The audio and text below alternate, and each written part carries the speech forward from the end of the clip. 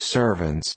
She was busily searching through the neighborhood for a proper situation for her daughter, and, without knowing or considering what their income might be, rejected many as deficient in size and importance.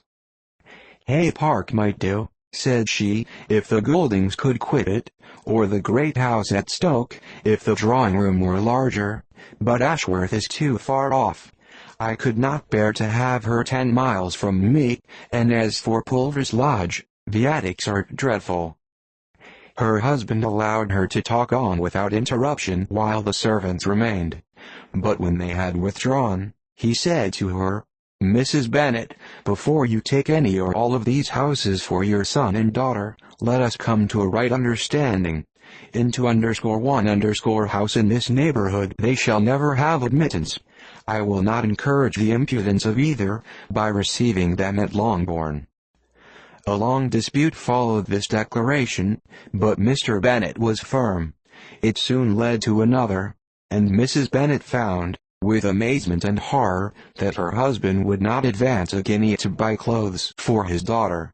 He protested that she should receive from him no mark of affection whatever on the occasion.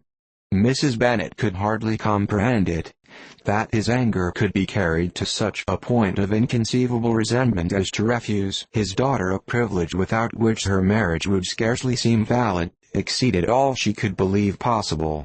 She was more alive to the disgrace which her want of new clothes must reflect on her daughter's nuptials, than to any sense of shame at her eloping and living with Wickham a fortnight before they took place.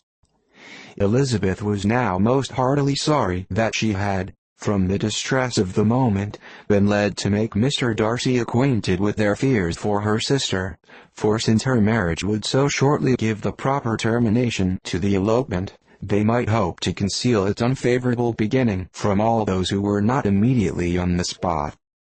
She had no fear of its spreading farther through his means.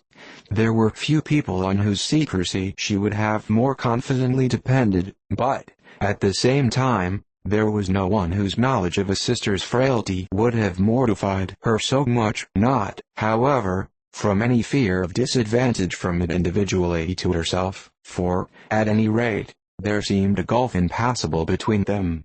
Had Lydia's marriage been concluded on the most honorable terms, it was not to be supposed that Mr. Darcy would connect himself with a family where, to every other objection, would now be added an alliance and relationship of the nearest kind with a man whom he so justly scorned. From such a connection she could not wonder that he would shrink. The wish of procuring her regard, which she had assured herself of his feeling in Derbyshire, could not in rational expectation survive such a blow as this. She was humbled, she was grieved, she repented, though she hardly knew of what. She became jealous of his esteem, when she could no longer hope to be benefited by it. She wanted to hear of him, when there seemed the least chance of gaining intelligence. She was convinced that she could have been happy with him, when it was no longer likely they should meet. What a triumph for him, as she often thought, could he know that the proposals which she had proudly spurned only 4 months ago, would now have been most gladly and gratefully received.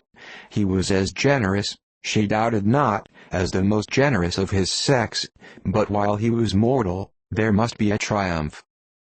She began now to comprehend that he was exactly the man who, in disposition and talents, would most suit her. His understanding and temper, though unlike her own, would have answered all her wishes.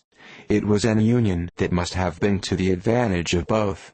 By her ease and liveliness, his mind might have been softened, his manners improved, and from his judgment, information, and knowledge of the world, she must have received benefit of greater importance. But no such happy marriage could now teach the admiring multitude what connubial felicity really was. An union of a different tendency, and precluding the possibility of the other, was soon to be formed in their